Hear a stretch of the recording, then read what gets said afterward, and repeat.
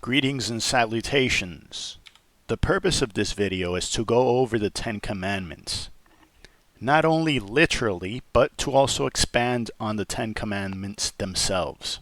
While memorizing the Ten Commandments is great, it's also important to have a little bit of substance. That is to say, to understand them at a deeper level, so that one may observe them properly. The first commandment, I am the Lord thy God. Thou shalt not have strange gods before me. What this means is that you are to worship the one true God. That is to say, the Holy Trinity, Father, Son, and Holy Ghost.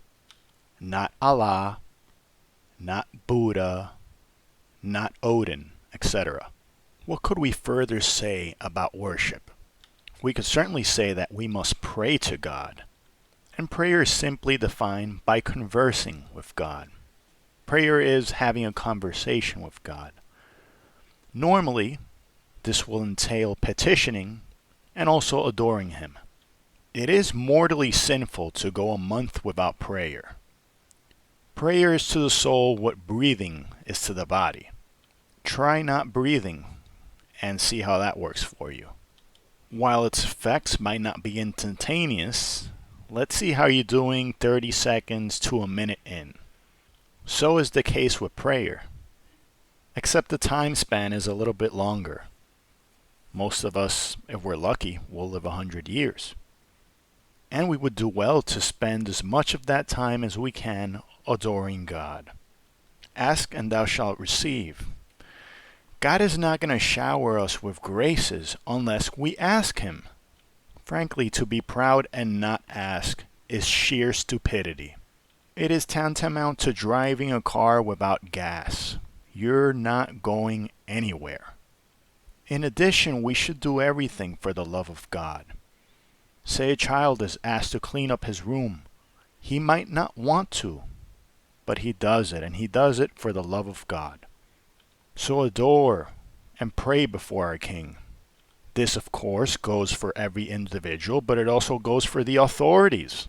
It is the great sin of our age that God has been removed from government at all levels, state, federal. They have dethroned Him. You will also notice that other religions actually teach evil. Protestantism allows divorce. Judaism blasphemes Christ. Islam praises lying and cheating. Therefore, we could see that these are false religions that break some of the other commandments that we've yet to cover. Understand, dearly beloved, that we are forbidden to ignore God. He demands adoration. God wants to pour out His grace, but if we don't ask, He's not going to. Imagine a baby that refuses to drink his mother's milk. If he doesn't drink, he'll die. So those are a few things that pertain to the first commandment. Let us move on to the second. Thou shalt not take the name of the Lord thy God in vain. This means that we are always to treat His name with respect. In fact, I only recommend using the name of the second person in prayer. It seems that our rebellious leaders have trained us to break this commandment over and over and over, as witnessed on TV shows, the radio, and just about all throughout society. Think for a second, how many times do you hear OMG throughout the day?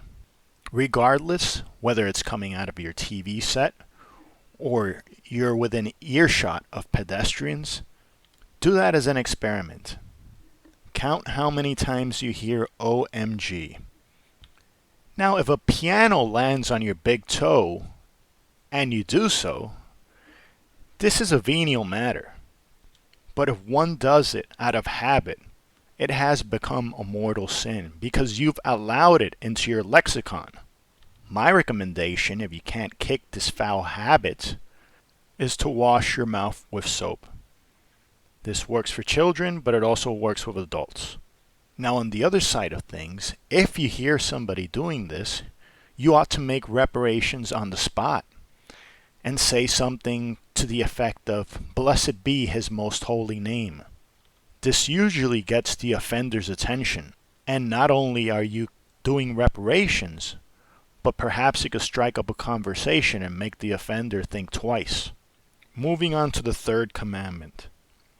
Remember that thou keep holy the Sabbath day. This is fulfilled by attending Holy Mass. Now I take the Lefebvrean position and say that only the traditional Mass can fulfill this requirement, and that the new Mass does not fulfill the requirement. As a matter of fact, that is why the churches are empty, because of the new Mass. So please go out of your way, utilize a Latin Mass directory, and find the Latin Mass that is closest to you. If you're not able to find one, or if driving 3 to 4 hours one way is too much of a burden for your family, then you could sanctify the day by gathering with your friends and relatives and reading the Missal out loud. Spend about an hour in prayer and adoration, including the Rosary. In addition, we are forbidden from doing any manual work or shopping. Yes, of course, you could shovel snow if you need to get your car out of the driveway, but generally speaking, we are not to work or shop. This goes for online shopping as well, because to you it might seem like you're just performing a few clicks, no big deal. But you're forcing people at that Amazon warehouse to work, so you're participating in it. Be careful. Moving on to the fourth commandment. Honor thy father and thy mother. Notice that's not conditional. It does not say, honor thy father if he was good to you, or honor thy mother if she is an exemplary mother. If your father is a bank robber and your mother is a prostitute, you do not get a waiver. You are not exempt from this. You are still to honor them. It certainly does not mean that you honor their sin, but you do honor their office and their title. So always honor your parents, even if they have faults. You're obligated to pray for them, and you are forbidden to hate them. Punching or disobeying them is a mortal sin, and they are always to be obeyed cheerfully for the love of God. Now, of course, if they're instructing you to sin, then you don't. You don't obey anybody at that point, because God comes first. And lastly, you are forbidden to neglect your parents. They changed your diapers. One day you might have to change theirs. No nursing homes. Please, no nursing homes.